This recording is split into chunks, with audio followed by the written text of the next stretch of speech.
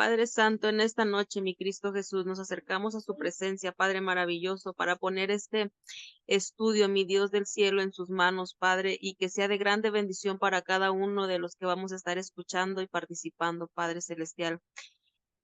Ponga nuestros corazones receptivos y nuestros pensamientos, Padre, para poder entender, comprender, Padre, y sobre todo también poner en práctica lo que hoy aprendamos, Padre.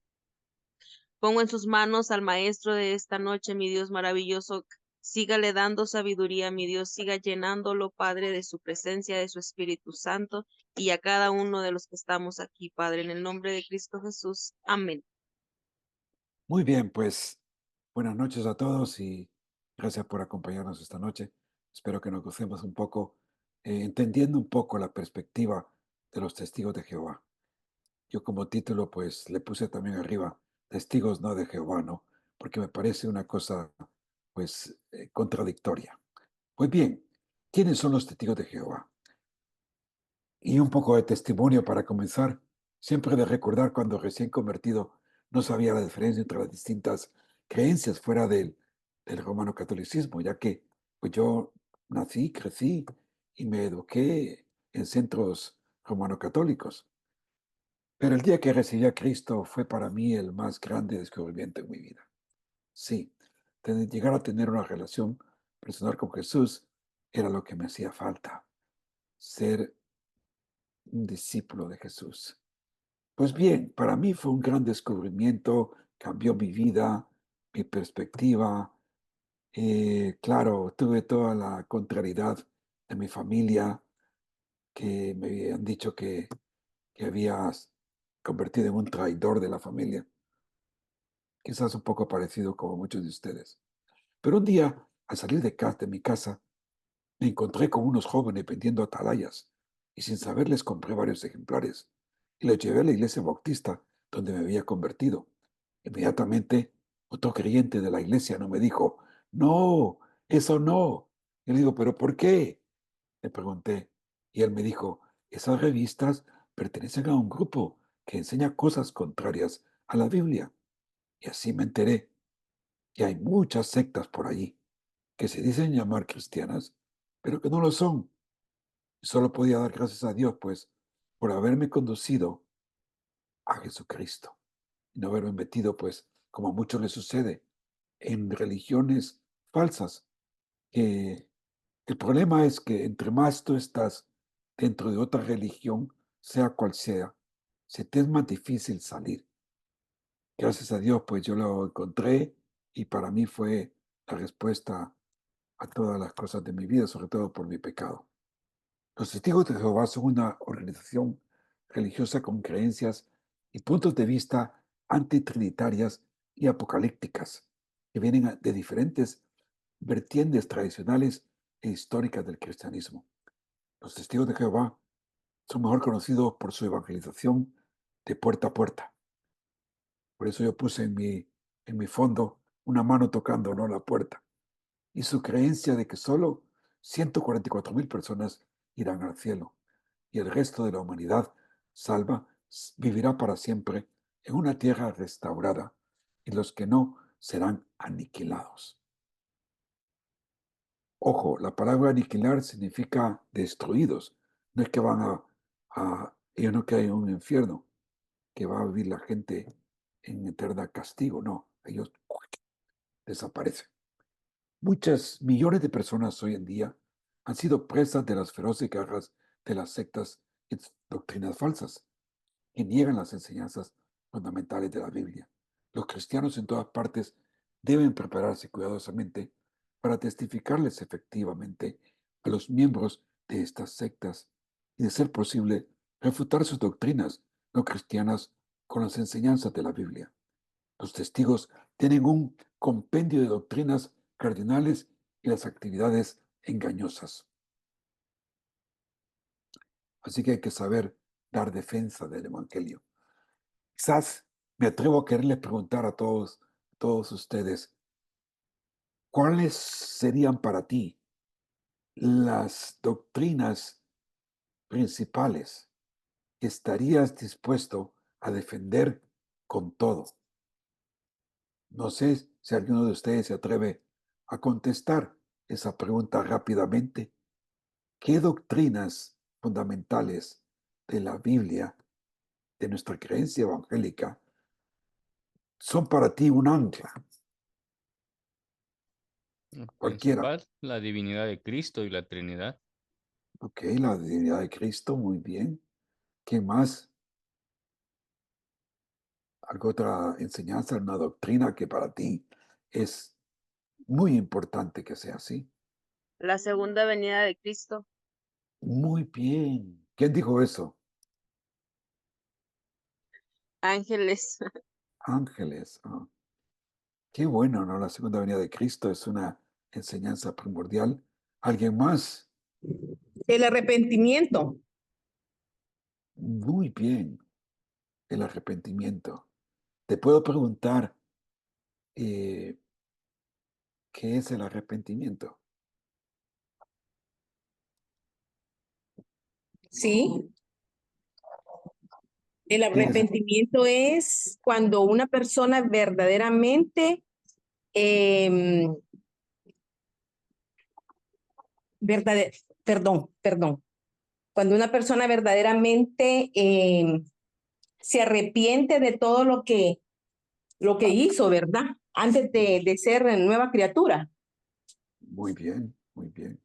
Y decide ir en dirección contraria. Y sigue correcto, hacerlo, pero verdaderamente, ¿verdad? ¿Y cómo Muy llegamos a arrepentirnos verdaderamente? Cuando conocemos la palabra, bien. cuando empezamos a vivir esa palabra, ¿verdad? Cuando empezamos Correcto. por eso dice que la palabra es viva y eficaz y es más cortante que una espada de dos filos, ¿verdad? Porque Correcto. la palabra uno lo confronta, ¿verdad? Entonces Exacto. está ese arrepentimiento y empezamos dice que la palabra, él se hizo, el verbo se hizo carne. Entonces Jesús es el verbo para nosotros. Entonces una vez que el verbo empieza a entrar a nuestro ser, cuando nos arrepentimos de la forma en que lo hacemos, Él empieza a crecer en nosotros, empezamos a menguar menos de nosotros y más de Él. Y es donde empezamos a nacer de nuevo como Él quiere que nosotros lo hagamos. Muchas gracias. ¿Alguna otra persona que quisiera resaltar alguna otra doctrina? El hermano Vamos, David Miguel, tiene levantada la mano. vamos a ver, David, que para ti que es Amén. importante La creencia, defender con los dientes. perdón, la creencia en el Espíritu Santo y el bautismo en el Espíritu Santo. Vale, muy bien, gracias. ¿Alguien más? Hermano, es que no tengo Sí, manera, no me atrevo a hablar. El bautismo en agua, el bautismo en agua. Muy en bien. el Espíritu Santo. Sí, el bautismo, sí, ya se habla mucho del bautismo en agua, del bautismo del Espíritu Santo, ¿verdad? Y cosas así. Bueno, cada uno de nosotros tenemos una serie de enseñanzas, doctrinas, que estamos hasta dispuestos a dar la vida por ello, ¿no? Eh, y en esta noche, pues vamos a ver una de las principales enseñanzas que tenemos que tener cuidado y saber defender, es la divinidad de Cristo. Bueno, los testigos de Jehová eh, fueron fundados por este señor, Carlos Russell. Allá en 1879, él nació en Pittsburgh, Pensilvania. La sede oficial del asesor general actualmente está pues allá en Nueva York, Estados Unidos. Se cree que la membresía actual de los testigos es de 8.5 millones en todo el mundo. Es bastante considerada. Como puedes ver, hemos ido decreciendo, ¿no? De números en general, ¿no? Desde el cristianismo en general, al islam, al hinduismo, al budismo, los mormones, que se creen que hay como 11 millones, los testigos de Jehová, 8.5 millones de personas en todo el mundo. Veamos un poco de la breve historia de ellos. Los testigos de Jehová fueron fundados en 1879, o sea, un poco más de un siglo, en Pittsburgh, Pensilvania, por este señor Carlos Russell. La principal afirmación de Russell era que Jesucristo, el hombre perfecto, había regresado invisiblemente a la tierra en 1874 y que él establecería el reino visible de Dios después de la batalla de Armagedón que iba a suceder en 1914. Y esa era la premisa con que él saltó, ¿no? Con esa deducción. Russell estableció la sociedad, precursor de su Biblia y publicaciones.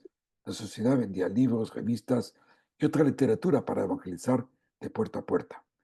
En 1904, este señor completó sus estudios de las Escrituras en 6 volúmenes. Para empezar, quise poner esta foto aquí.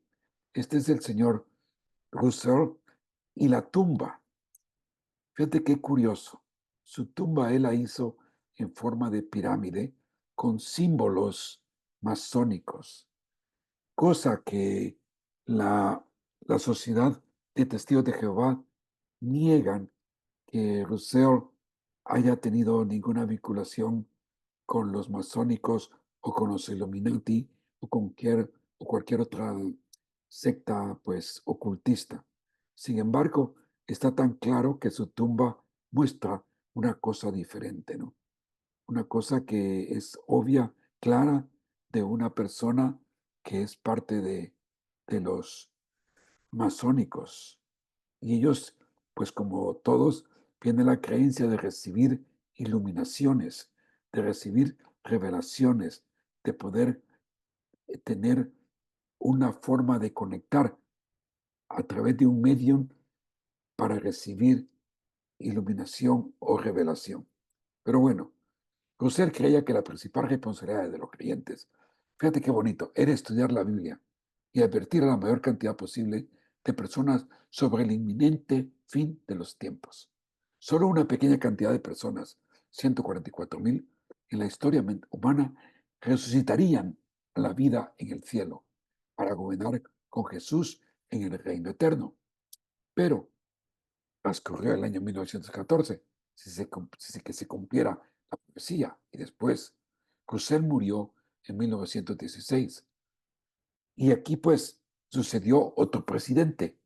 El presidente en estas épocas era el que dictaminaba las cosas que tenían que creerse. Y este señor Rutherford enseñó que el regreso invisible de Cristo que ya había comenzado, en lugar de terminar en 1914, que el reino de Dios llegaría en 1925. La profecía de Rutherford también fracasó y él murió en 1942.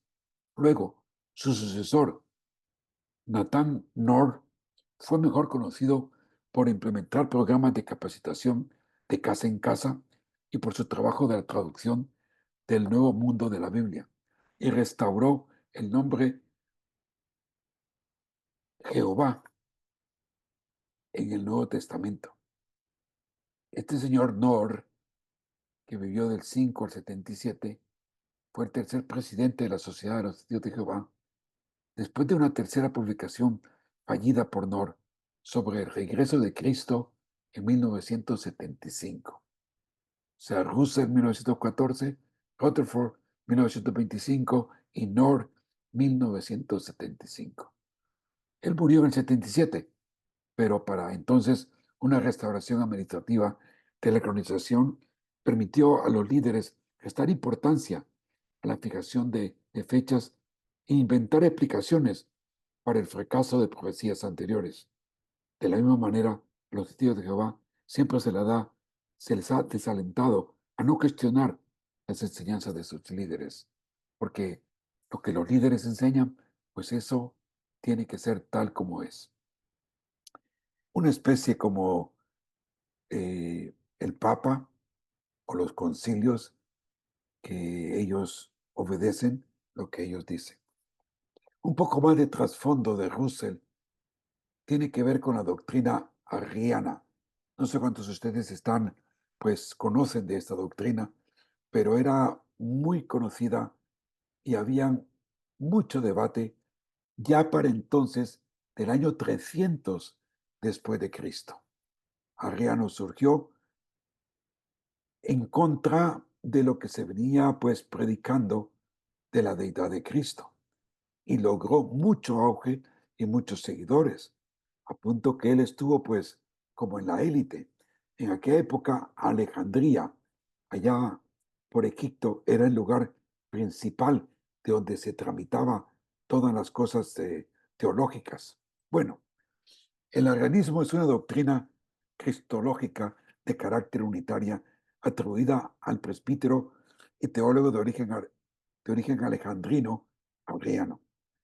Sostiene que Jesucristo es el Hijo de Dios, procedente del Padre, pero no eterno, sino engendrado por el Padre antes que Dios creara el tiempo. En otras palabras, pues empezamos a ver de que creen que Cristo fue creado. Los testigos de Jehová son los modernos arrianos. A pesar de los mejores esfuerzos de la Iglesia ortodoxa de extirpar este mal llamado arrianismo, sobre todo con la aceptación del credo de Nicea. Yo no sé si tú fuiste católico, ¿no? Pero cuando uno es católico, te hacen aprender el credo, ¿verdad? Y a lo mejor alguno de ustedes lo sabe si creciste como católico. Pero es un credo que se fijó en un concilio allá por los años 330 por ahí, por un precursor de muy polémico también, que fue exiliado como 3 veces. Y si no fuese por Constantino, que lo hizo volver, y después los hijos de Constantino lo mandaban al exilio y volvía. Pero Atanasio, estoy hablando de Atanasio, en los círculos católicos le llaman San Atanasio. Él fue el precursor de este concilio de Nicea, donde se expone la creencia de la deidad de Cristo. Creo en Dios Todopoderoso, Creador de los cielos y la tierra, Dios de Dios, luz de luz, creado, no engendrado, no creado, de la misma naturaleza del Padre, por quien todas las cosas fueron hechas. Ese es el credo de Nicea. Exponen pues la deidad de Cristo. A pesar de esto, los arrianos continuaron con sus enseñanzas y hoy en día se pueden ver en los testigos de Jehová y en otros grupos. Así como los antiguos arrianos, estos modernos testigos creen que Jesús es un ser creado, el cual no es ni eterno ni Dios. Específicamente argumentan que Él es el arcángel Miguel. Sin embargo, y al examinar un número de escrituras, sus argumentos no se sostienen. Bueno, pues eso ha sido un poquito de historia de los testigos, ¿verdad? Los testigos de Jehová en la actualidad. En la actualidad, los testigos de Jehová suman 8.5 millones en todo el mundo, y la mayor concentración se encuentra en los Estados Unidos. La religión tiene más de 105,000 congregaciones, con presencia en 236 países. Los textos de la Iglesia incluyen la Biblia, traducción del Nuevo Mundo, la revista Atalaya y la revista Despertar. El cuerpo gobernante de los testigos de Jehová consiste en un grupo de ancianos experimentados que supervisan las actividades de la Iglesia desde la sede mundial en New York. Más de 100 sucursales en todo el mundo imprimen y envían literatura bíblica y también dirigen la organización de la obra de la predicación. Con 20 congregaciones, ellos forman un circuito. 10 circuitos forman lo que le llaman ellos un distrito. Fíjate qué nota más curiosa, ¿no? Entre los miembros notables que en su momento formaron parte de los testigos de Jehová se encuentran Venus y Serena Williams, Prince, Noemi Campbell, Jeru, Selena, Michael Jackson, los hermanos y hermanas Guayan y Mickey Spallini. Qué curioso, ¿no? Que grandes deportistas y cantantes en sus principios, en su niñez, pues eran parte de este grupo de los testigos de Jehová. Bien, vayamos entonces a sus creencias y prácticas. Los testigos celebran servicios los domingos y 2 veces por semana en un salón del reino, un edificio sin adornos. Los servicios de adoración comienzan y terminan con una oración y pueden incluir cantos, aunque todos los miembros son considerados ministros. Un anciano o superintendente dirige los servicios y suele pronunciar un sermón, muy parecido al ambiente de varias iglesias evangélicas. Y este sermón pues trata de un tema bíblico. Las congregaciones suelen tener menos de 200 miembros, pero se practica el bautismo por inmersión. Los testigos también se reúnen una vez al año para una asamblea de circuito de 2 días, y estas son muy numerosas, y una vez al año para una asamblea de distrito de 3 a 4 días, aproximadamente una vez cada 5 años. Los miembros de todo el mundo se reúnen en una ciudad importante para una asamblea internacional. Son muy numerosos y mucha gente viaja para tener esas cosas. Uy, qué lástima, hoy no me traje mi vaso de agua por estar hablando con Roberto. Bueno, la teología de los testigos de Jehová, ellos rechazan la Trinidad y la deidad de Cristo. Creen en que el infierno no existe y que todas las almas condenadas son aniquiladas. Sostienen que solo 144,000 personas irán al cielo, mientras que el resto de la humanidad salva vivirá en una tierra restaurada. Los testigos de Jehová, los testigos basan su postura de no a las transfusiones de sangre en una interpretación literal de una enseñanza en el Antiguo Testamento, de que el alma de una persona reside en su sangre. Ni siquiera si ello significa pues salvar la vida de un niño, ellos no lo permiten. Los testigos son objetores de conciencia en lo que respecta al servicio militar y no participan en la política. No celebran ninguna fiesta religiosa o nacional, ni siquiera los cumpleaños, ya que consideran que una fiesta es una forma de honrar a alguien o algo que no es Jehová. Rechazan la cruz por ser un símbolo pagano. Ellos dicen que Jesús murió en un madero. A cada salón del reino se le asigna un territorio para la evangelización y se llevan registros meticulosos de los contactos, los tratados distribuidos y las conversaciones celebradas. Creo que cada uno de nosotros hemos tenido la oportunidad de hablar con algún testigo de Jehová, ¿no? Ya sea en tu casa o por la calle, pues siempre surge la oportunidad.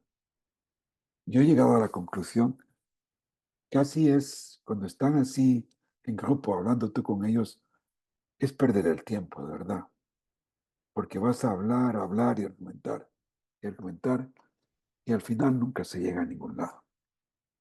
Bueno, veamos de cerca sus creencias. ¿Qué dicen ellos con respecto a Dios? Ellos dicen que adoran a un único Dios verdadero y todopoderoso, el Creador, cuyo nombre es Jehová. Él es el Dios de Abraham, Moisés y Jesús. Fíjate bien. La Biblia. Reconocemos que la Biblia, dicen, es el mensaje inspirado de Dios a los seres humanos. Basamos nuestras creencias en los 66 libros que la componen, que incluye tanto el Antiguo y el Nuevo Testamento. Los escritos de los testigos de Jehová construyeron su sistema de creencias y prácticas a partir de la materia prima de la Biblia, sin predeterminar lo que ahí se encontraría. ¿Qué creen ellos de Jesús? Seguimos las enseñanzas y el ejemplo de Jesucristo y lo honramos como nuestro Salvador y como Hijo de Dios. Por lo tanto, somos cristianos. La Biblia nos enseña que Jesús no es el Dios Todopoderoso y que la doctrina de la Trinidad no tiene base bíblica. ¿Qué dicen ellos acerca del reino de Dios? Es un gobierno real en el cielo, no una condición en el corazón de los cristianos. reemplazará a los gobiernos humanos y cumplirá el propósito de Dios para la tierra. Pronto se llevarán a cabo estas acciones, pues la profecía bíblica indica que vivimos en los últimos días. Jesús es el rey del reino de Dios en el cielo. Comenzó a gobernar en 1914. Fijaos. ¿Qué creen de la salvación? La liberación del pecado y la muerte es posible mediante el sacrificio de rescate de Jesús. Para beneficiarse de ese sacrificio, las personas no solo deben ejercer fe en Jesús, sino también cambiar su rumbo de vida y bautizarse. Fíjate, allí se parece para muchas de las cosas que vosotros comentasteis al principio, ¿verdad? Que es el arrepentimiento, cambiar el rumbo de vida y bautizarse. Ellos lo hacen. Las obras de una persona, aquí va la diferencia. Las obras de una persona demuestran que su fe está viva.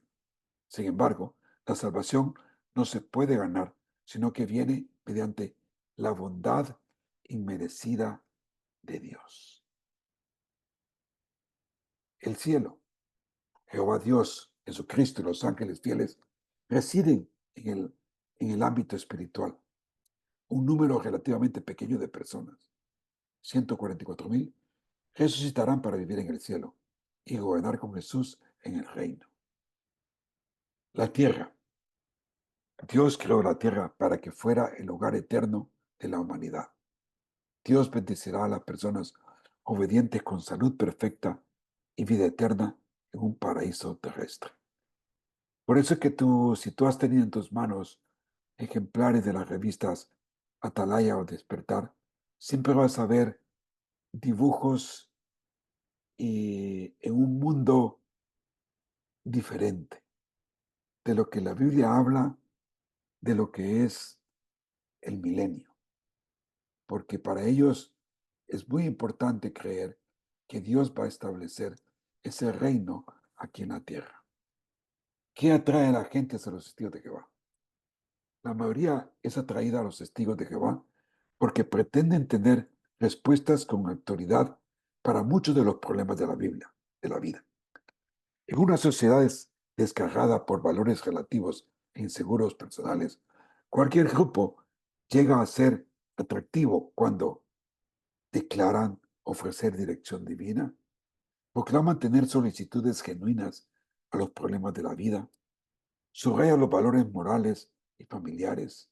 Además, mucha gente de las iglesias tradicionales nunca han recibido enseñanzas bíblicas de parte de sus pastores, por lo que entonces agradecen a los testigos de Jehová, porque ellos toman tiempo para ello. La concepción religiosa, ¿verdad? Ellos, es una cosa, ¿no? Que siempre vienen a ti y te ofrecen estudios bíblicos y que van a venir y constantemente, si tú abres la puerta una vez, ellos pueden estar allí constantemente detrás de ti enseñándote las doctrinas, cosas que nosotros los evangélicos muy pocas veces hacemos. La gente la abre, no sabe de la Biblia, ellos le muestran su doctrina y boom, los enganchan muy, muy fácilmente. Una de las cosas que yo me doy cuenta, según pues viajo por nuestro territorio latinoamericano, tanto aquí en Estados Unidos como por Latinoamérica, es que como cristianos nosotros nos hace falta mucho profundizarnos en la palabra de Dios, conocer por qué creemos lo que creemos, por qué seguimos lo que seguimos. Por eso era la pregunta al principio, ¿cuáles son las doctrinas principales para ti? Que no estarías dispuesto a cambiarlas. Samuel, pues, dio el clavo, ¿no? Una de las principales doctrinas que tú tienes que tener bien cementada es la deidad de Cristo. Y no solamente la deidad de Cristo, porque ellos creen que es un Dios, sino que Cristo es Dios. Él es el gran yo soy, Jehová. Él es el Todopoderoso. Él es el creador de los cielos y la tierra. Jesús sostiene todo el mundo. lo creó, lo sostiene y lo va a regenerar también. Así que tenemos que tener eso muy bien claro. Si tú te quieres quitar a un testigo de Jehová de encima, dile, mire, yo creo que Jesús es el Dios Todopoderoso. Para mí Jesús es el gran yo soy, Jehová de los ejércitos. No, no, no, no. Te lo vas a quitar de encima rápidamente. Bueno, ¿cuál es la peculiaridad religiosa de los testigos de Jehová? La concepción religiosa del mundo de los testigos se basa en tres creencias o presunciones bíblicas. La dirección divina llega solo a través de la sociedad atalaya, de the watchtowers, que se dice en inglés. Solo a través del presidente antes y ahora a través del comité que rige esta asociación es que ellos reciben esa dirección divina. Esta presunción lleva a los testigos a vivir bajo una organización autoritaria que, en el nombre de Dios, suprime el pensamiento independiente. Una vez que un miembro ha aceptado las políticas y decisiones de la organización como voluntad de Dios, el desacuerdo con aquella es equivalente a un desacuerdo con Dios mismo. Es decir, no hay tal cosa como que tú puedes estudiar la Biblia por ti mismo. No, ese concepto no es válido entre ellos. Como consecuencia, cualquier crítica a la sociedad es definida como algo satánico. La sociedad enseña que la organización de los testigos no es de ningún modo demócrata.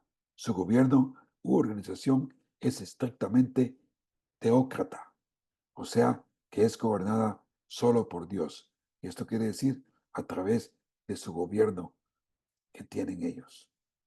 Otra cosa peculiar es que solo los testigos de Jehová tienen la verdad divina. Solo ellos son el pueblo de Dios. Esto surge naturalmente de su primera presunción de que la guía divina llega solo por medio de la atalaya. Esta creencia produce una actitud de exclusismo que subraya su condición única y su superioridad. A su vez, esto lleva a aceptar un presunto mandato divino de estar separados de todo el sistema mundial en lo social, político, lo militar y lo religioso. Los testigos consideran que todo el sistema mundial es satánico. La atalaya les dice que sus miembros, que según la autoridad divina, han de estar separados y renunciar a cosas como el servicio militar, el patriotismo, la celebración de fiestas religiosas. A los niños de los testigos de Jehová no se les permite dedicarse a actividades escolares prohibidas por la sociedad, como dramas de Navidad, saludo a la bandera o el juramento de fidelidad a la patria, lo que causa mayor dificultad para desarrollarse a la par de los demás niños. Muy curioso, ¿no?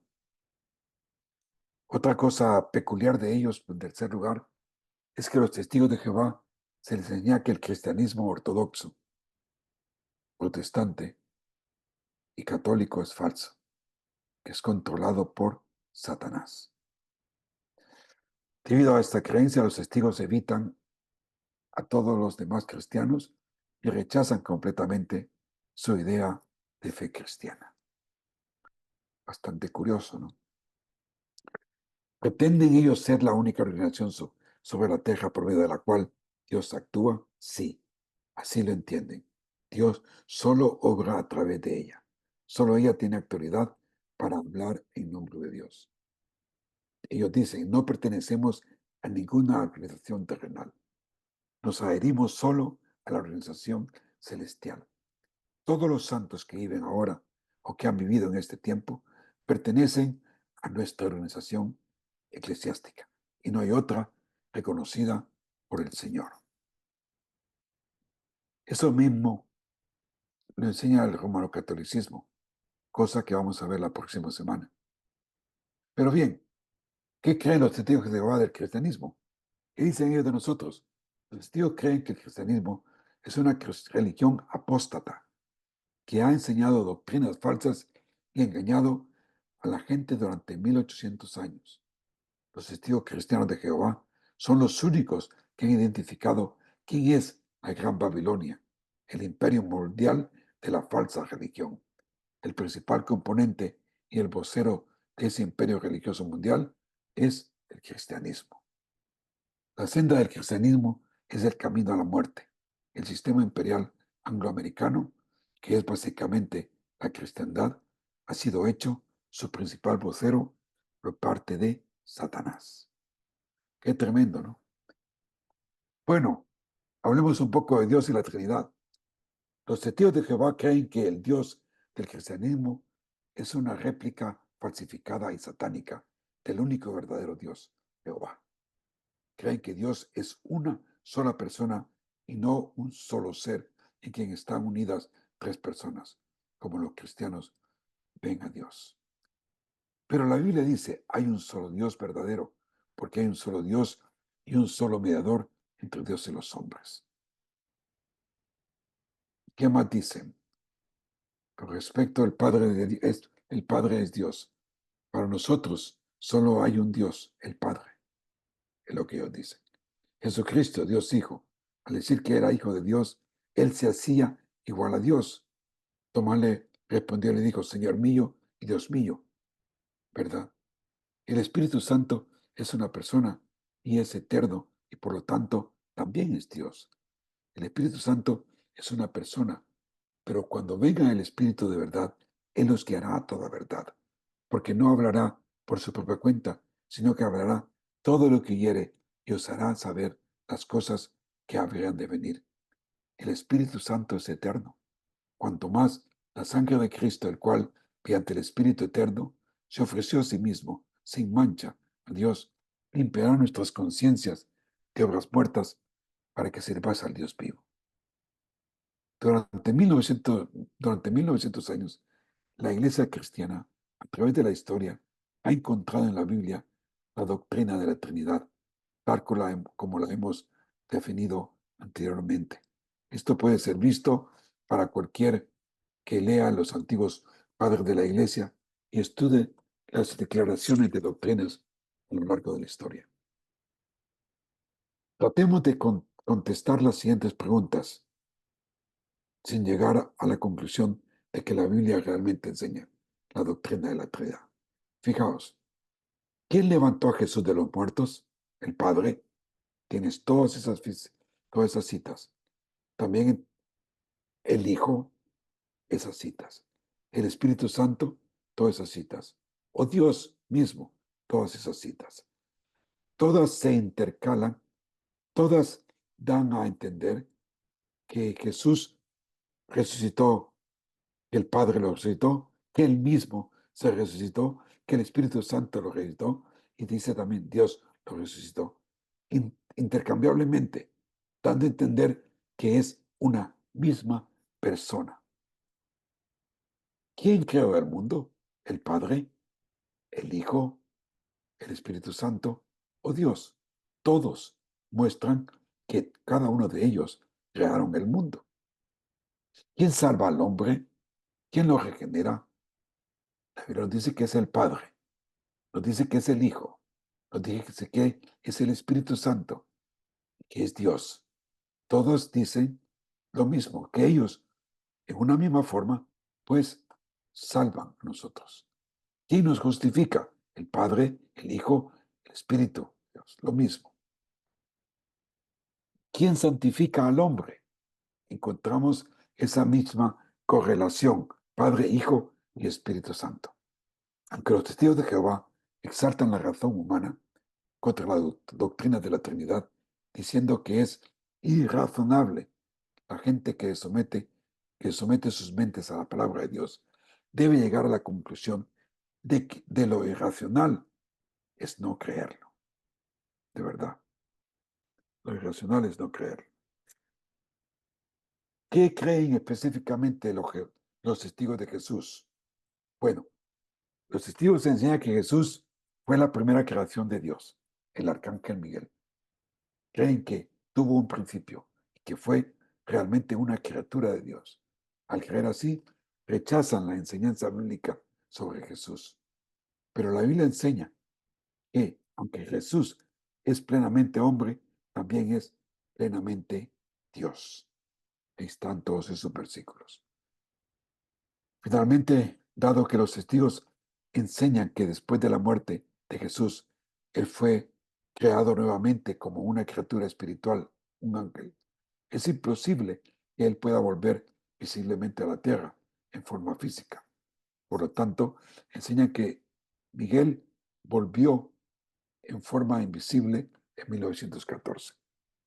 Pero la Biblia no enseña que Miguel haya vuelto a la tierra o que pueda hacerlo.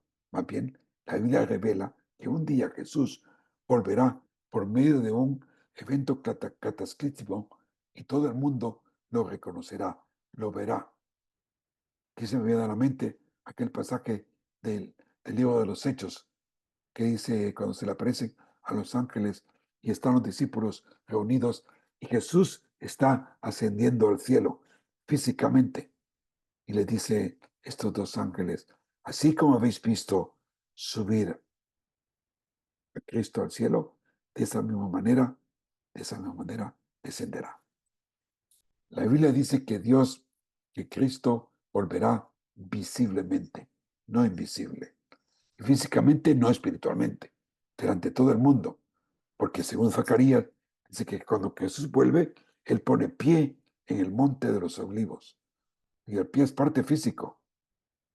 Y ahí pues, cuando Él pone fin a la batalla de Armagedón, la Biblia dice que Jesús aparecerá en el mismo cuerpo que tenía cuando estaba en la tierra, aunque ya glorificado.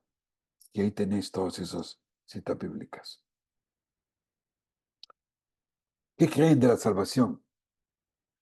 Cuando ellos vienen a hacerte estudio, pues lo que ellos te prometen es que vas a vivir y sigues sus enseñanzas al pie de la letra en una nueva tierra, restaurada, perfecta, donde los animales vivirán pues con los seres humanos. Y para entrar ahí tienes que seguir su doctrina, porque solamente así tu nombre va a ser inscrito en el libro de la vida. Los testigos creen que hay tres clases de personas que serán salvas por buenas obras. Cada una de ellas ha de obtener una salvación diferente. Así que a ver cuál te toca a ti, ¿no? La primera clase de grupo es extremadamente pequeño, que los testigos llaman los 144,000. Solo estos son elegidos por Dios para privilegios espirituales especiales. Por ejemplo, muchas de las bendiciones que, según la Biblia, son otorgadas a todo creyente solo por fe, los testigos dicen que estas están reservadas exclusivamente para los 144,000. Este grupo disfrutará de privilegios espirituales y de bendiciones de la justificación y del nuevo nacimiento. Sin embargo, la justificación no es, según ellos, una declaración legal que Dios hace sobre el creyente, dándole una posición perfecta y justa delante de Dios debido a la expiación de Cristo, como se enseña en la Biblia. Más bien dicen que la justificación es una justificación presente, que puede perderse en cualquier momento si desobedeces. El segundo grupo incluye a los testigos a quienes llaman las otras ovejas. No pueden ser justificados en esta vida ni nacer de nuevo. En realidad, el testigo promedio no tiene esperanza de nacer de nuevo. En la muerte Dios no vuelve a crear a esta gente como seres espirituales, sino como Jesús fue cambiado en Miguel, sino que vuelven a crear sus cuerpos físicos para vivir solo en la tierra. A esta gente se les ha dicho que ellos serán gobernados por Jesús y los 144,000. El tercer grupo incluye a los que no son testigos, pero que han vivido lo suficientemente en cuanto a buenas vidas, como para que se les dé la oportunidad de ganar la salvación después de la muerte. Enseñan que la Biblia niega, pues eso. Hebreos 9:27, sabéis lo que dice, ¿no? Que está destinado para el hombre vivir una vez y después de eso el juicio. Todos los que sean dignos de esta segunda oportunidad serán creados de nuevo por Jehová para que vivan en el mundo milenial, pero solo obtendrán la vida más allá del milenio, si es que alcanzan la perfección durante ese tiempo. Pero la Biblia enseña claramente que la salvación es por gracia, ya no es por obras. De otra manera, la gracia ya no es gracia. Jesús declara a todo el mundo que es necesario nacer de nuevo. Advierte que nadie será aceptado ante Dios sin un nuevo nacimiento espiritual en esta vida que se alcanza por medio de la fe. Y advierte, si no crees que yo soy, en vuestros pecados moriréis. Aquí se amplía a sí mismo el nombre de Dios dio a él en el Antiguo Testamento, el gran yo soy. Todo esto muy interesante, ¿no?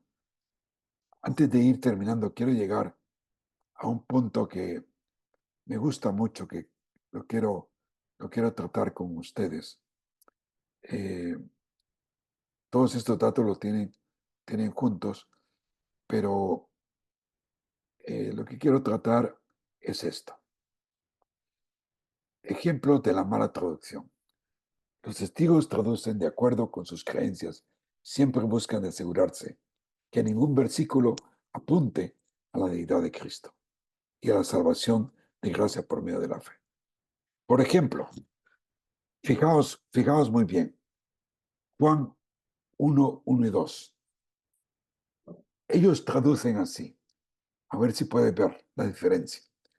En el principio la palabra existía, a la palabra estaba con Dios y la palabra era un Dios. Él estaba en el principio con Dios.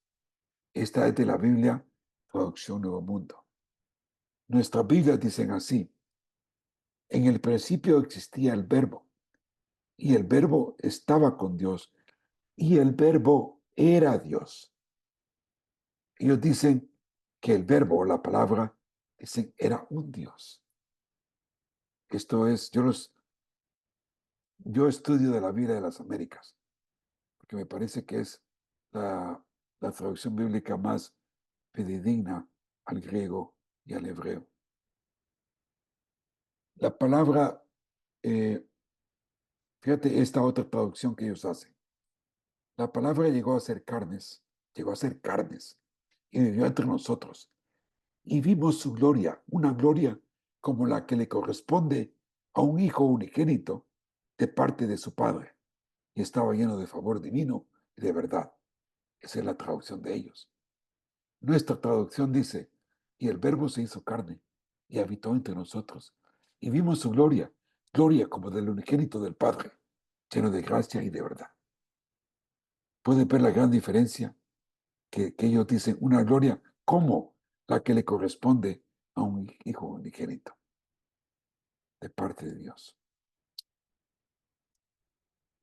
Y aquí puedes ver muchas diferencias.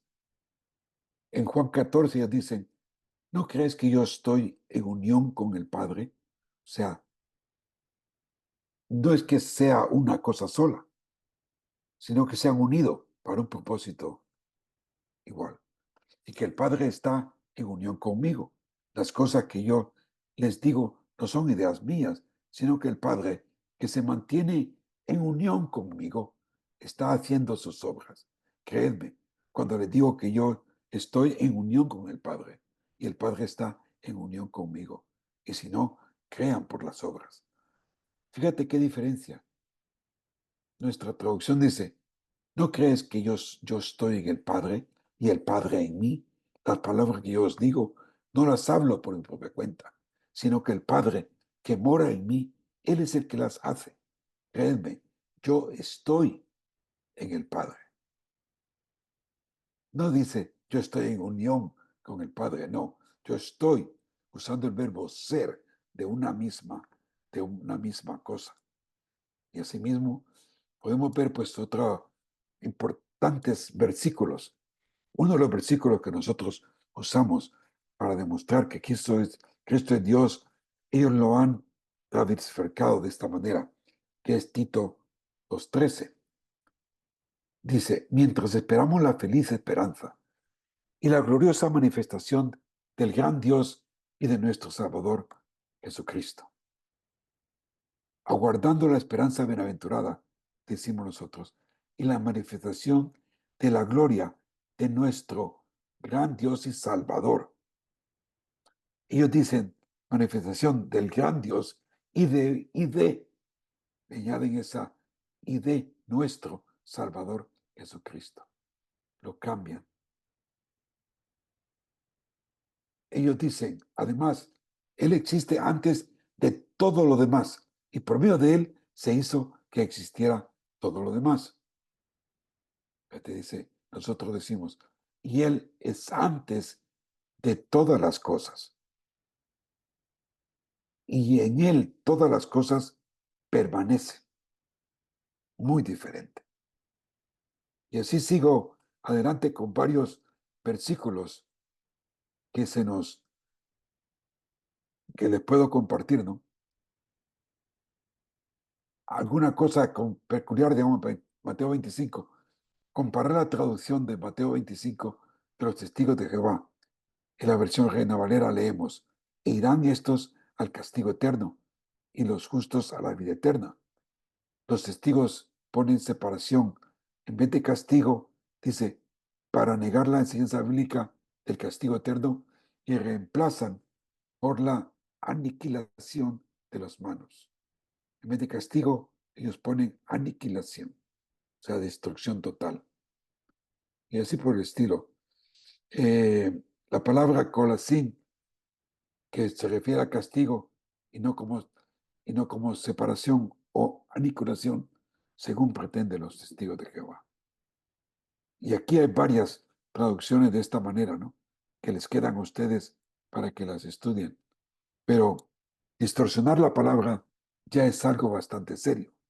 Pero hacer que Dios sea mentiroso, dando falsas profecías en su nombre, es una ofensa tan seria que en el Antiguo Testamento era penada con la muerte. Y cosa muy curiosa, pues, son todas las predicciones que hizo los testigos, ¿no? El fin del mundo iba a ser en 1877. Dice, ha llegado el tiempo para que el Mesías domine la tierra. 1886. 1889. Ofrecemos pruebas de que el establecimiento del reino de Dios ya ha comenzado y que la batalla del gran día del Dios Todopoderoso, que terminará en el año 1914 con el completo derrumbe del actual régimen terrenal, que ya ha sido comenzado. Y así hay muchos sermones que aparecen enunciamientos en sus revistas. Ahí tienen una enumeración de distintas fechas. Pero las adivinanzas continúan. Desde 1976 a 1981, la sociedad ha dicho repetidamente que el Armagedón está ya muy cerca, al alcance de la mano. Y desde 1881 hasta el presente, la sociedad aún declara que el mundo está cerca de su fin. La sociedad aún pretende que el Armagedón tiene su propia fecha fijada por Dios para su venida. Hoy lo dejan como ahí en blanco para que alguien lo pueda llenar. Ellos han metido, el resumen de esto, que sí, han admitido que han cometido errores, que han dicho fechas falsas, el 1914, el 25 y el 75. Han admitido que eso fue falso. Y eso es lo que en sí se resume aquí, ¿verdad? Bueno, una cosa curiosa que me quería compartir con ustedes. ¿Qué del lugar de reunión?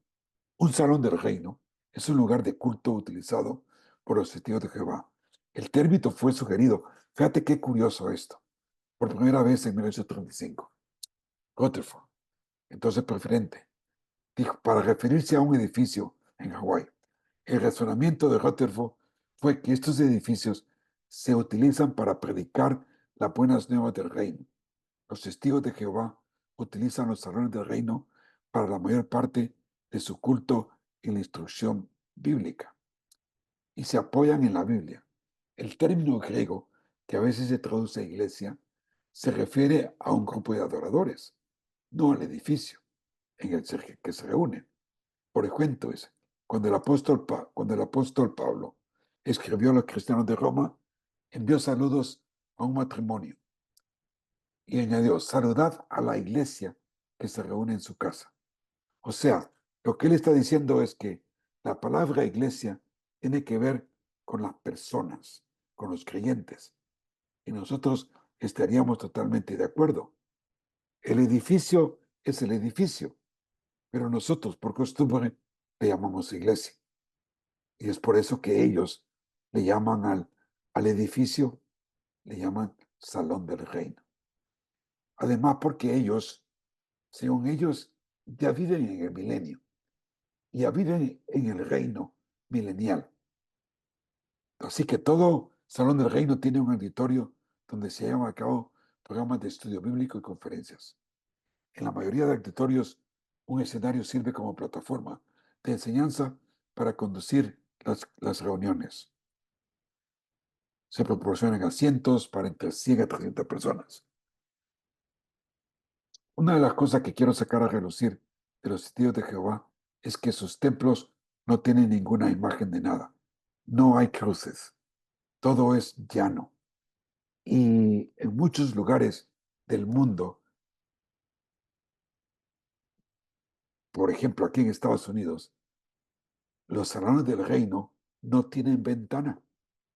No tienen ventana. Son encerrados. Cosa peculiar, ¿verdad? Así que, otra peculiaridad. ¿Por qué el nombre del salón del reino? Se centran en la enseñanza de la Biblia y su mensaje central sobre el reino de Dios, el tema del ministerio de Jesús.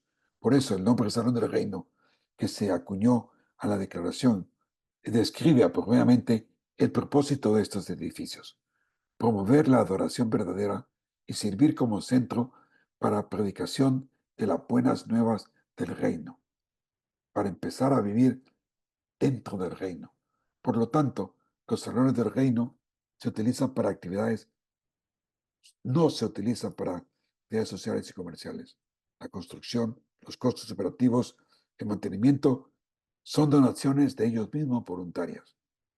No se pasa ninguna ofrenda, más bien hay una caja en un lugar fijo para cualquiera que desee poner allí la contribución. ¿Cómo puede un testigo de Jehová encontrarse con la verdad? En primer lugar, tiene que haber una convicción del Espíritu Santo que permita que la persona busque a Dios, ya que tiene que admitir que ha estado equivocado. Queriendo agradar a Dios, ha caído en un engaño, pero se ha de dar cuenta de que Dios desea una relación personal con él, y para ello tiene que por fe nacer de nuevo, confesar su pecado y arrepentirse de su mal hacer. En segundo lugar, hay que pedir ayuda al Señor y Él lo ayudará. Creer y obedezca a su palabra sin alterarla, y entonces conocerá la verdad. Y tal como Jesús lo promete, la verdad os hará libre. En tercer lugar, esta persona tiene que aceptar el amor de Dios y el don gratuito de la salvación en Cristo Jesús, pues no hay obras que puedan ganarla. Dios nunca pretendió que pasará su vida en un intento desesperado, inalcanzable, de ganar su propia salvación, poniéndose a la altura de que Él ha señalado para la perfección. Él ya nos ha dicho que es imposible que cualquier persona lo logre a causa de la naturaleza caída del pecado. Nunca puedo hacerlo. Pero Dios, que es rico en misericordia, por su gran amor con que nos amó, aun estando nosotros muertos en pecados, nos dio vida, y juntamente con Cristo, por gracia sois salvos. Esas son las buenas nuevas que tenemos que compartir. Conocer de la palabra de Dios para convertirla con ellos tal como es, ¿no? La dádiva de Dios es vida eterna en Cristo Jesús, Señor nuestro. No se trata de que nosotros tenemos que ganarla.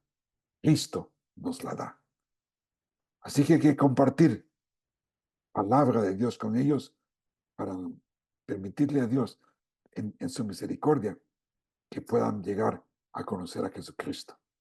Que ellos un día puedan recitar una oración como esta, ¿no?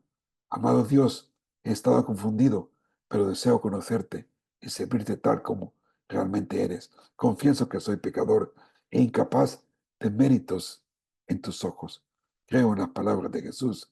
Te es necesario nacer otra vez. Ahora recibo a Cristo como mi Señor y Salvador personal. Lo recibo como mi Dios, como el gran yo soy. Y así debe de ser. Pues, ¿qué os parece? Comentarios, testimonios. Me gustaría que compartieras algunas anécdotas, historias que has tenido con testigos de Jehová. Espero que esta clase te haya ayudado. Así que, adelante. Sí, primeramente Sarai. Dinos, Sarai. Lo que me sorprende mucho, bueno, que usted mencionó hace un rato, que ellos creen que ellos son el pueblo de Dios, cuando realmente el pueblo de Dios es Israel. También es sorprendente la forma en que los testigos de Jehová descartan o, bueno, sí, descartan o los toman completamente ajenos a Israel, cuando ellos primeramente se les otorgaba esa oportunidad y para ellos fue primeramente el regalo de la gracia. Ujú. Así es. ¿De dónde nos llamas tú, Sarai? A mí me gusta saber de dónde son las personas. De México. De México. Bueno, pues gracias por compartir ese testimonio.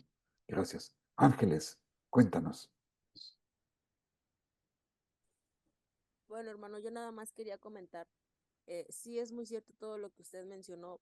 Em, Tengo una prima política que es testiga de Jehová y cuando platicamos, ella, bueno, diferimos mucho en muchas cosas. Por ejemplo, Sí, ellos, aparte de que no aceptan a Jesucristo como Hijo de Dios y como Dios mismo, tampoco creen en el Espíritu Santo, no. ya que también borran textos bíblicos, ahí no los cambian, sino literal los borran, textos bíblicos donde habla acerca del Espíritu Santo, en sus Biblias. No sé qué Ujú, versión tengan. Eh, Otra cosa, no creen en los milagros. Ellos dicen que los milagros ya se acabaron con el apóstol Juan, que fue el último que falleció. ujú, Entonces ellos no creen que Dios obre en milagros hoy en día. ujú. También para ellos Dios es un Dios del pasado.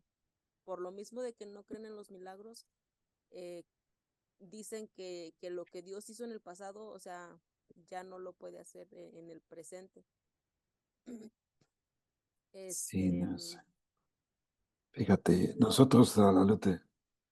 sí, Sí. tampoco no aceptan o ven como satánico el don de las lenguas, de hablar en lenguas. Ujú, Entonces, otra de las cosas que en lo que diferimos mucho con esta chica es que, por sí. ejemplo, ella dice que Dios no castiga.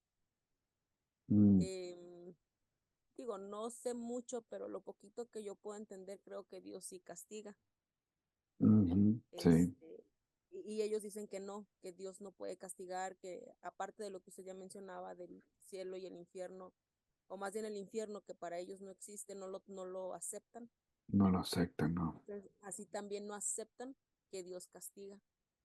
Ujú, Entonces, pues yo cuando visito a la familia en el pueblo, procuro hablarles de Cristo, inyectarles fe, hablarles acerca de los milagros. Entonces, ella cuando está presente mejor se retira por lo mismo de que diferimos mucho en ese tipo de cosas. Yo no tengo nada en contra de ella, la estimo mucho, la quiero mucho, sí, este, pero cuando ya se trata de que entramos en el momento de evangelizar o de hablarles de Jesucristo a la familia, ella mejor se retira. sí, tiene que haber mucha oración porque a la luz de ellos nosotros estamos totalmente equivocados. Ellos tienen la verdad Sí, sí, y, sí. y eso hace las cosas muy, muy difícil. Por eso, pues, yo digo con familiares o lo que sea, amistades, hay que orar mucho por ellos, hay que orar mucho por ellos, porque tienen por lo general, una de las cosas que a mí siempre me ha sorprendido de los testigos de Jehová, que tienen una capacidad intelectual muy buena, son muy intelectuales, son expertos para el razonamiento lógico. Entonces ellos, pues, a través de su forma de discipular, tienen unos directrices que han de seguir y son muy efectivos, convencen a mucha gente por el mundo. Y es por eso, creo yo, que nuestra principal, lo que he aprendido de ellos es que es muy importante que nosotros estemos discipulando a otras personas, enseñando nuestra doctrina a aquellos de nuestra iglesia, porque es que ellos muy fácil llegan a tocarles sus puertas y si te das cuenta, secretamente ellos, algunas gente de nuestras iglesias, están recibiendo clases con ellos, porque les parece interesante, sobre todo cuando les hablan del fin del mundo y que ya pues todo va a terminar y que tienen que prepararse y estar listas para entrar en ese reino eterno. Sí, doctor Samuel. Y para abonar tantito lo que usted decía, uno de sus métodos de ellos es preguntas y respuestas. O sea, es un método muy práctico para tanto para ellos, para poder aprender toda su doctrina, como para poder refutar todo lo que nosotros pudiéramos contestarle en algún momento. O sea, el jugar a las preguntas y respuestas con ellos, tarde o temprano, nosotros nos va a terminar ahí llevándonos a la misma corriente. Exacto. Ajá, entonces ellos tienen un método muy lógico de poder predicar su doctrina y desafortunadamente a nosotros nos falta mucho esa práctica del poder Sí, preguntar por qué este texto así o por qué esta enseñanza así y nos quedamos nada más con lo que poquito que leemos y un poquito que entendemos y lo que nos predica el pastor el domingo y no indagamos más a fondo de por qué está ahí en ese método de preguntas y respuestas para poder ir sí, profundizando en la Biblia. sí, exactamente, Samuel. ¿Por qué creer lo que creemos? ¿Por qué creer lo que creemos? Y como Pedro lo dice, ¿no? Hay que estar preparados para dar defensa. La defensa es la palabra griega que viene de la apologética. ¿Cómo poder defender nuestra fe? ¿Verdad? Porque los días son malos y lo que más me da pesa a mí es que nuestra gente no esté con una educación superior en lo que se cree. Es lo Hermano, que, la hermanita Glenda está abriendo micrófono también. venga, Glenda. Usted mencionaba que dentro de los templos de ellos no tienen imágenes ni nada que se parezca, ¿verdad? Pero me llama la atención aquí en Honduras hay un templo donde tienen una estatua de un hombre vestido de dorado con una túnica y dicen que es el ángel Moroni, que es un profeta antiguo y figura central de un libro del Mormón. Esos son los De, mormones. ajá, sí, Esos son mormones, no testigos, ajá. son mormones. Ah, Sí, sí, estos son los mormones, ¿verdad? Sí, ah, sí, sí, sí, sí, perdón, son sí. mormones. Sí, sí, sí. Pero sí, los mormones tienen al ángel Moroni. Fíjese Exactamente. fíjese que yo tengo una buena amiga del colegio que ella era testigo y a ella le detectaron cáncer en uno de los pechos. Sí, Como ellos no creen en las oraciones ni nada de eso, ¿verdad? El esposo me decía, mire, convénzala para que vengan de su iglesia, vengan a orar por ella. Pues yo hablando con ella le dije, mire, le digo yo, nosotros queremos orar por usted, un grupo de hermanas de la iglesia. Entonces, pues ella no quería, ¿verdad? Pero al final, pues ella me dice, vaya, pues venga, me dice. Y entonces fuimos a orar por ella. Y fíjense que cuando ella fue otra vez al hospital, primero le detectaron en un pecho y después le dijo el doctor que parecía que en el otro como que se le había regado. Ujú.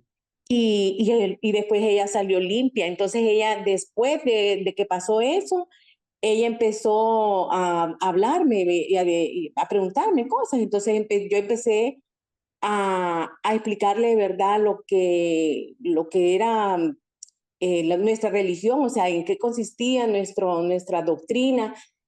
Y creo que uno de los pasajes que yo, pues, se me vino a la mente en esos momentos fue Colosenses 2:9, ¿verdad? Que dice que lo que pasa que muchos, como dice usted, ¿verdad? Tenemos que estar preparados para darle una buena respuesta a estas personas, ¿verdad? Y yo le decía a ella que Colosenses nos habla de la divinidad de Cristo y cómo reside, ¿verdad?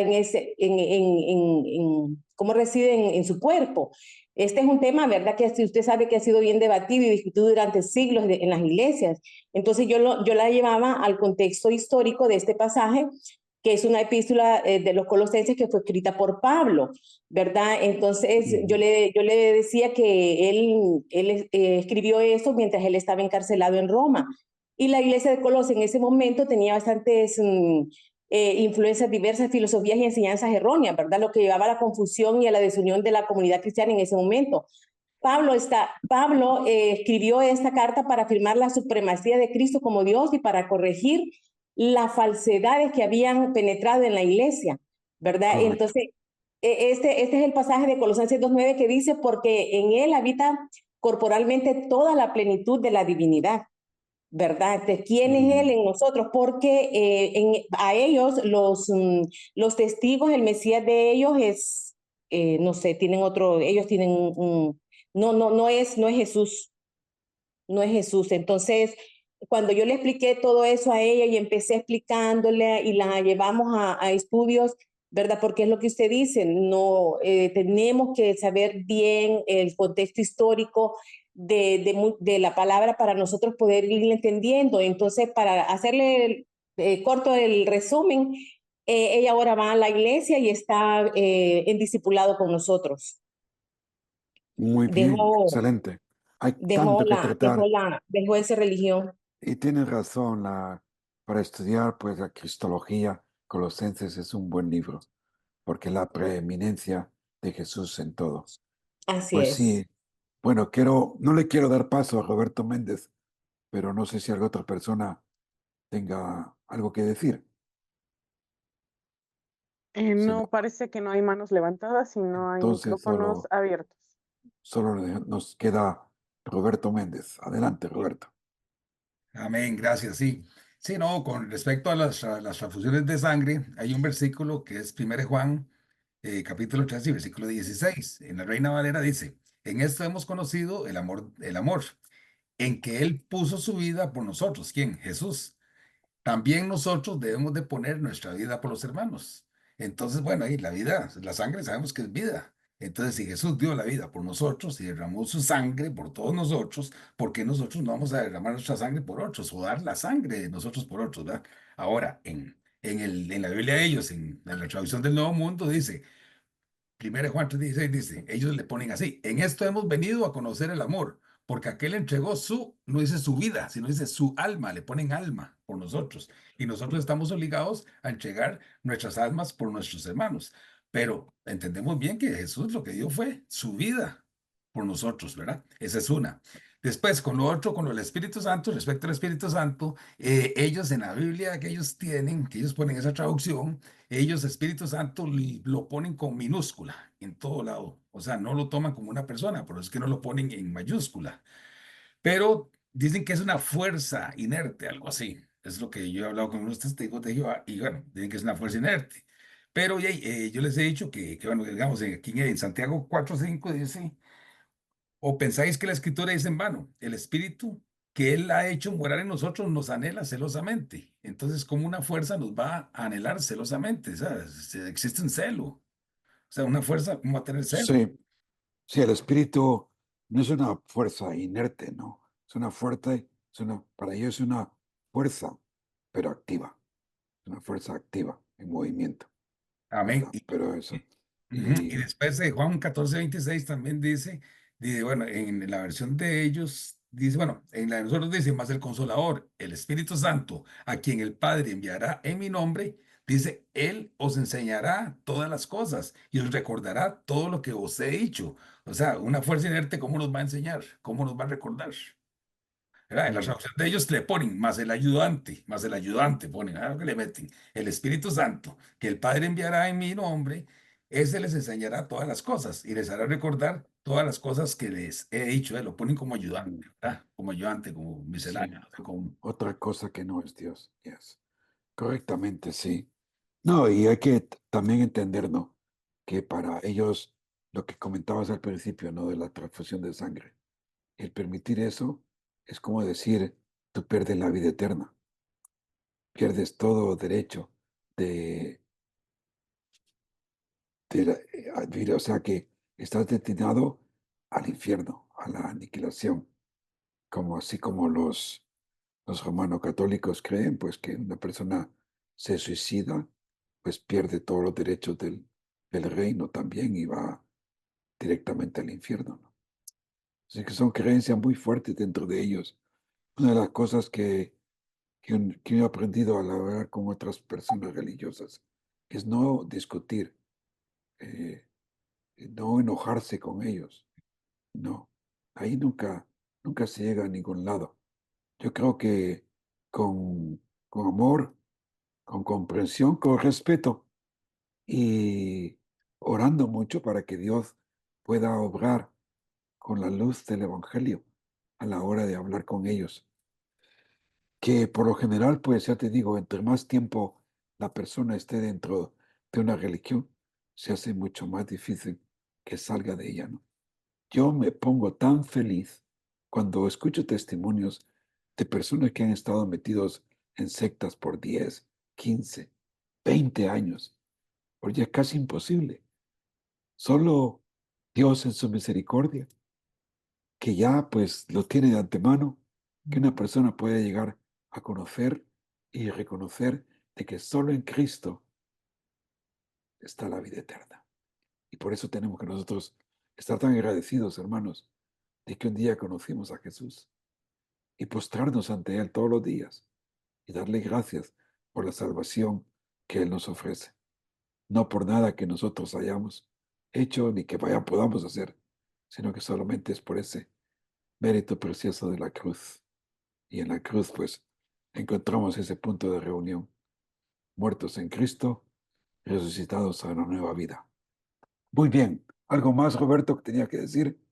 sí, no, tal vez, ¿cómo se llama? En eso que ellos dicen que reconocen a Jesucristo como Hijo de Dios, pero no como Dios. ¿Verdad? Ellos, bueno, de ahí sacaron en la nueva traducción, que fue en el año 1961, que, bueno, imagínense, ¿cómo es posible que 1960 años después de que Jesús, pues, resucitó y todo, o sea, que salgan con un libro? O sea, ¿porque el Señor no nos habría dado la verdadera palabra desde un principio? Si Él es amor, ¿verdad? Y tiene misericordia de nosotros. Y sabemos de que todos los que escribieron la palabra de Dios fueron inspirados por el Espíritu Santo. Entonces significa que las traducciones pues no están tan malas, ¿verdad? Y ellos no, ellos completamente la cambian en todo sentido, ¿verdad? Entonces ellos dicen que Jesús es el Hijo, pero que no es Dios. Ahí en la traducción de ellos, ahí en Isaías 9:6, dice algo que en la misma traducción de ellos, parece como que no la arreglaron, se les olvidó.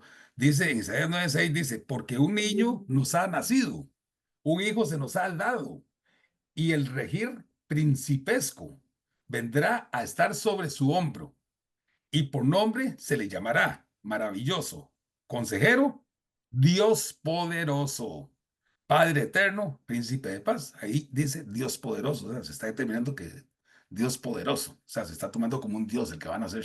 Es una profecía, ¿verdad? Y ellos no, ellos dicen que no, nada que ver con Dios. Y la traducción de ellos lo dice así claramente. Amén. Sí, se pueden encontrar varios pasajes, pero ya te digo, confiar en el Espíritu Santo, hermanos, que es el único que puede dar luz. Y, y no hay que enojarnos, Roberto, no hay que enojarnos. Al contrario, pues, tener los mismos ojos de Jesús para que todos aquellos que estaban perdidos, ¿verdad? Verlos con los ojos de Jesús y llevar el Evangelio. ¿Alguna pregunta en particular? Ha estado muy buena toda la cooperación, la participación de toda la gente ha estado, pero fenomenal. Me encanta. Yo Eh, tengo una pregunta, hermano. sí, ahí está Samuel para que conteste. Dímelo. Perdón. Lo que pasa es que alguna vez había escuchado que cuando hacen alguna cuestión que no va de acuerdo a lo que ellos dicen, pasan como por varios filtros de los líderes y los corren, Sí, sí, o si se quieren quedar, pues tienen que pedir como perdón. sí. Y si es que no, que si es que no les otorgan el perdón, si no les otorgan el perdón, entonces lo que tienen que hacer es los corren y como que los boletinan de todo ahora sí que de todos los Sí, testigos de Jehová para que ya no regresen. ¿Eso será verdad? sí, en algunos casos se dan esas cosas. Son expulsados y son destinados a la aniquilación. Sí, no, es muy fuerte. Son muy serios al no seguir los patrones tal como lo dictamina la asociación pues, de ellos, ¿no? La Watchtower. Tienen que ser fieles a los dictamentos que ellos dicen. Y siempre no pueden contestar fuera de lo que ello ya está escrito. Es decir, es como un catecismo que ellos te comparten, ¿no? Dice, tal, tal, tal, te vas a enseñar esto, esto y esto. Si tú tratas de contestar cosas diferentes a como dice el libro, entonces ya te saliste de la línea. Estás queriendo tú actuar con la autoridad divina que no tienes. Por consiguiente, pues pueden haber castigos. O sea, no tienes tu libertad de decir lo que tú crees, ¿no? Tienes que decir lo que la enseñanza de ellos enseña, exactamente, sin salirte por la tangente. Como evangélicos tenemos que estar tan grandemente agradecidos con nuestro Dios Todopoderoso que nos ha dado pues la libertad de poder expresar lo que nosotros podemos observar en la Biblia. Sí, Samuel. Pues era parte de lo que quería comentar que usted mencionó al final. Eh, Aunque ellos dicen que en el material viene que todas las demás religiones cristianas del mundo están en un error y ellos tienen la única salvación, al final de cuentas ellos usan el método católico de enseñanza, Sí, el catecismo así, así, así, así, catecismo. y si no, pues lo que decía la hermana, usan lo que en el catolicismo se llama el excomulgar a la persona, ¿no? Que ya no tiene entrada ni ahí ni en otra iglesia católica y ya no puede ser salva. Es como el Ese es, gatos. Sí, en España, ujú. cuando tú te salías en la iglesia católica, te mandaban un carnet de excomunato, expulsado. Fíjate. O sea que estás expulsado de todas las bendiciones del cielo, de Cristo, de todo. Destinado pues al infierno abandonado. Muy fuerte. Tantas creencias que han habido. Muy bien, vamos a terminar entonces en oración. Ha sido un tiempo hermoso. Espero que estén orando. La semana pasada, la semana que viene, quiero que nos embarquemos en el romano catolicismo. Así que eso nos va a tocar muy a fondo. Así que, sin más, no sé, la persona a quien le toca despedirnos en oración, adelante. Voy a nombrar a la hermanita Saraí, si nos puede ayudar, por favor, con la oración final. Sí, hermanos. Entonces, hermanos, cerremos todos nuestros ojos y oremos para despedir este tiempo. Señor, en esta noche te damos gracias, Padre, porque nos permites esta enseñanza, Señor, para crecer y edificarnos unos a otros, Padre. Señor, que tu Espíritu Santo nos guíe y nos pueda también para ayudar a otros a predicar tu palabra, Señor, a llevar las buenas nuevas de la salvación, Padre, para que otros también puedan acercarse a ti, Señor. Danos a nosotros la paciencia, la misericordia, el amor, Padre, para ellos, Ujú. darles tu palabra Sí, adiós. para que lo siento, para que también ellos, Padre, dales un corazón, Señor, el entendimiento para que en su momento puedan entender, Padre, que sí están viviendo en tinieblas, Señor, y a nosotros la paciencia para poderles compartir de tu palabra y también para que ellos puedan acercarse a la luz, Padre. Todo esto te lo rogamos en tu nombre, Señor, que a cada uno de los hermanos los cuides en su casa, que les des un buen sueño, Señor, para Mm, despertar otro día más, Padre. gracias, Todo Señor. esto te lo agradecemos en el nombre de Cristo. Amén.